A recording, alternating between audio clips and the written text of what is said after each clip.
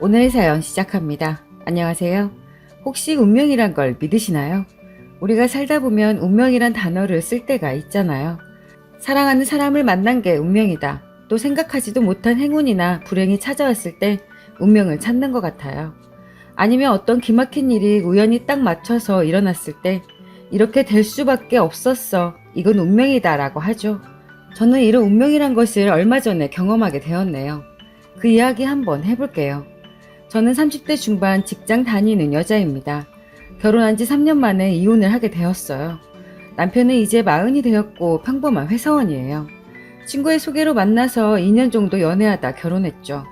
저희는 서로의 일을 존중해주고 사생활도 지켜주었어요. 그리고 금전적으로 부족한 게 없으니 서로 싸울 일이 없었어요. 그래서 저희는 서로 결혼 생활에 별 문제가 없다고 생각했죠. 그런데 아니었어요. 남편이 저를 이렇게 감쪽같이 속이고 저 몰래 바람을 피고 있을 줄은 정말 몰랐어요. 5개월 전에 그 일이 없었다면 아직까지 아무것도 모른 채로 바보같이 당하고 살 뻔했네요. 그때 일을 생각하면 아직도 치가 떨리네요. 5개월 전 그날 이야기입니다. 토요일 아침 마트에 다녀오려고 했어요. 저희는 맞벌이라 평일에는 시간이 없어서 주말에 장을 봐요. 일주일이나 2주에 한 번씩 마트에 가기 때문에 한 번 갈 때 될 수 있으면 많은 양을 사네요. 간단하게 먹을 수 있는 즉석 식품이나 음료수가 대부분이지만요. 그때도 거의 2주일 만에 가는 거라 살 게 많았어요. 그래서 남편한테 같이 가자고 이야기했지만 남편은 어제 회식으로 술을 많이 먹었다며 집에서 쉰다고 하더군요. 남편에게 갔다 와서 쉬면 되지 않냐고 말해봤지만 꿈쩍하지를 않길래 어쩔 수 없이 포기하고 혼자 다녀오기로 했죠. 그렇게 주차장으로 내려갔는데 누가 제 차 앞에 이중주차를 해놨더라고요. 그래서 차를 빼달라고 전화를 걸었지만 전화를 안 받더군요. 어떤 개념 없는 인간이 이렇게 주차해놓고 전화를 안 받는지 거기에다 호수도 안 적혀 있더라고요. 아침부터 무개념 인간들 때문에 완전히 기분이 잡쳤어요. 저는 어쩔 수 없이 다시 집으로 올라가 남편 차 키를 들고 내려왔죠. 남편 차를 타고 마트에 갔어요. 장을 다 보니 양이 꽤 되더라고요. 남편 차 트렁크가 넓어서 남편 차 타고 오길 잘했다는 생각이 들었죠. 아파트 주차장에 주차하고 난 뒤 트렁크에서 짐을 꺼냈는데 갑자기 어디에선가 휴대폰 벨소리가 울리더라고요. 처음에는 제 휴대폰인 줄 알았어요. 그런데 트렁크 구석에 있는 박스 안에서 소리가 나더군요. 박스 안을 들여다보니 제가 처음 보는 웬 휴대폰이 있는 거예요. 휴대폰 화면에 발신자가 사랑하는 울 여보로 저장돼 있었어요. 순간 머리가 멍해지더군요. 그래서 전화를 받을까 말까 고민하고 있는데 전화가 끊어졌고 조금 있다가 바로 톡이 오더라고요. 오늘 저녁 6시까지 오라며 늦지 말라는 내용이었어요. 남편 차 좌석에서 발견한 것도 아니고 트렁크에 숨겨놓은 것처럼 있었으니 다른 사람이 모르고 떨어뜨린 휴대폰이라는 생각이 안 들더군요. 남편이 일부러 숨겨놓은 것이라는 생각이 강하게 들었어요.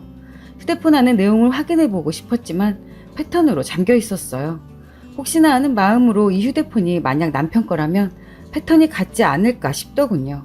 그래서 제가 알고 있는 남편 패턴으로 한번 시도해 봤습니다. 다행히도 한 번에 풀리더군요. 남편이 패턴 하나만 계속 쓰던 게 이럴 때는 도움이 되었네요. 남편 패턴을 알고 있었지만 남편 휴대폰은 한 번도 본 적이 없었어요. 남편을 믿고 있었기에 그럴 필요가 없다고 생각했죠. 떨리는 마음으로 휴대폰을 확인해 보았습니다. 정말 과간이더라고요. 남편의 휴대폰을 확인하다 저는 그 자리에서 주저앉아 버렸어요. 남편이 바람이 나도 단단히 났더군요. 대화 내용을 보니 하루 이틀 만난 게 아니었어요. 처음 나눈 대화가 6개월 전이더군요. 일단 정신을 차리고 남편 휴대폰에 있는 문자, 카톡, 전화 내역 모두 제 휴대폰으로 옮겨 두었어요. 그리고 제자리에 그대로 있던 대로 잘 두었죠. 집으로 돌아온 저는 앞으로 어떻게 해야 할지 고민을 했어요. 헤어져야 하나 말아야 하나. 헤어지자니 저희 부모님께서 충격받아 쓰러지실 것 같아 걱정이고, 그렇다고 그냥 넘어가자니 일단 제 자존심이 너무 상하고, 남편이 지금 바람피는 사람하고 헤어진다는 보장도, 또 앞으로 바람을 안 필 거라는 보장도 없잖아요. 이렇게 생각하고 있는 것 자체가 짜증이 나더군요. 저는 평소 남편이 바람을 피워서 고민이라는 친구들 이야기를 들으면 그냥 헤어지지 뭐가 못나서 그런 사람이랑 계속 어떻게 사냐고 말했었죠. 그런데 막상 제가 그런 상황에 놓이게 되니 고민이 되더라고요.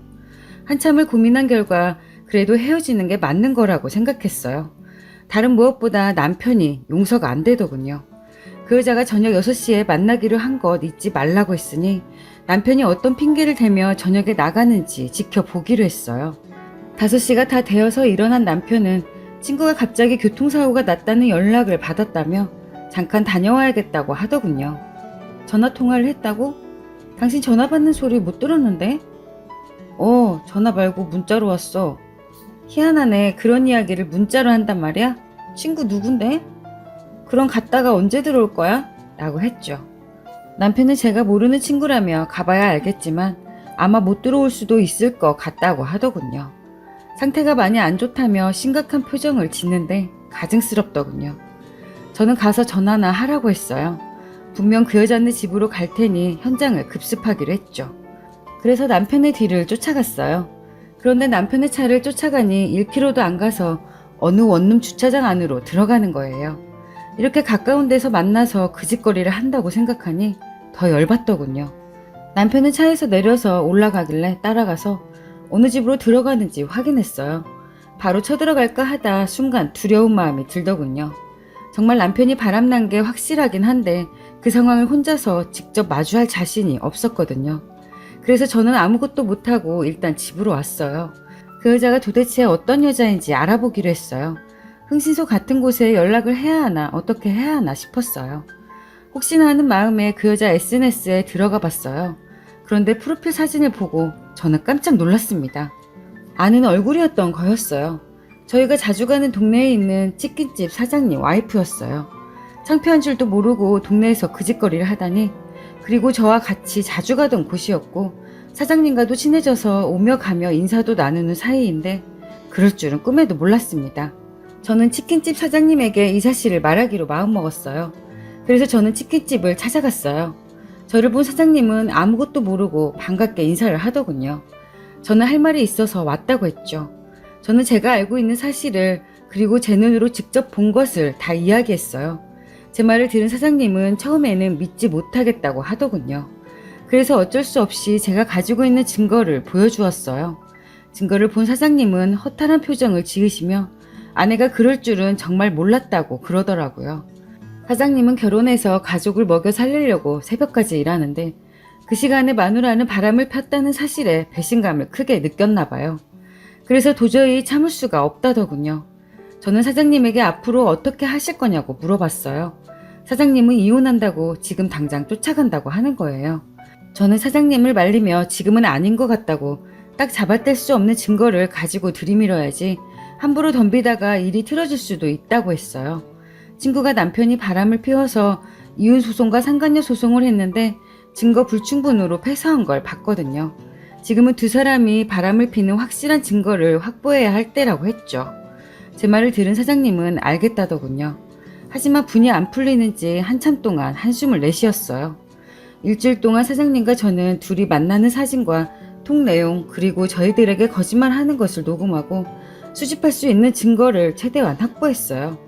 일주일이라는 시간은 금방 지나갔고 둘이서 불륜을 저지르고 있다는 사실을 입증할 증거가 완벽해졌습니다. 그런데 토요일에 남편은 지방으로 출장을 간다고 하더군요. 당연히 거짓말이었고 그 여자와 같이 있으려고 그 집으로 갔어요. 저는 가게로 가서 사장님에게 이야기했고 저희는 치킨이 배달 오는 거로 해서 현장을 급습해서 두 것들을 요절내기로 했어요. 사장님이 치킨을 들고 배를 눌렀어요. 안에서 남편이 누구세요? 라고 하더군요. 사장님이 치킨 왔습니다 라는 말에 남편은 시킨 적 없는데요 라며 문을 열더군요. 문을 열고 치킨집 사장님을 본 남편은 놀라 자빠져서 아무 말도 못하고 멍하니 우리를 바라보더군요. 사장님은 들고 갔던 치킨을 남편 면상에 집어던지고 남편을 손봐주기 시작했어요. 저는 사장님에게 많이 혼나고 있는 남편을 뒤로하고 그 여자에게로 갔습니다. 방에서 누가 왔어? 라고 말하며 나오는 그 여자의 머리채를 잡고 사장님 목까지 제가 대신 흔들어줬습니다. 그렇게 한참 동안 우리는 그것들이 저질렀던 행동에 벌을 내려주었어요. 다음날 저는 변호사를 찾아가 이혼 소송과 상간녀 소송을 진행했습니다. 남편은 얼굴이 만신창이가 되어서 며칠 동안 회사에도 못 나갔어요. 저는 남편 회사에 찾아가 회사 동료들에게 남편의 만행을 다 말했어요. 남편은 회사에서 질 나쁜 사람으로 알려져서 결국 회사는 그만두게 되었죠. 남편이 잘못했다고 빌었지만 저는 남편을 용서할 마음이 추워도 없었어요. 그래서 양가 부모님께 이 사실을 알렸고 저는 이혼을 하였네요. 일말의 양심은 남아있었는지 재산 분할은 제 뜻대로 해주더군요. 그렇게 남편하고 협의 이혼을 하였어요. 상간녀 소송도 승소해서 많지는 않지만 위자료를 받았어요. 얼마 전에 치킨집 사장님께 전화가 왔어요. 이혼하고 치킨집을 정리했다며 동네 창피해서 다른 지방으로 이사가서 새 출발을 하신다고 하더군요. 그리고 저 때문에 와이프가 바람난 걸 알게 되어서 고맙다고 인사하더군요. 생각해보면 모든 게 운명이었던 것 같아요. 만약 그때 저 혼자 마트에 가지 않았더라면, 제 차 앞에 누가 이중주차를 하지 않았더라면, 그 사람이 전화를 받아서 차를 빼줘서 제가 제 차로 마트를 갔었더라면, 트렁크에 짐을 꺼낼 때 마침 전화가 오지 않았더라면 어떻게 되었을까요? 이 모든 것 중 하나라도 그렇게 되지 않았더라면 저는 아직도 남편이 바람난 사실을 모르고 있었겠죠. 운명이란 게 진짜 있는 것 같습니다. 그때 차 트렁크에서 발견한 남편의 휴대폰 하나가 저를 이렇게 살렸네요. 오늘 또 제 채널을 방문해 주셔서 감사합니다. 더 나은, 더 기막힌 사연으로 찾아뵙겠습니다. 구독 잊지 마시고 알림 설정 해두시면 다음 영상을 빠르게 보실 수 있습니다.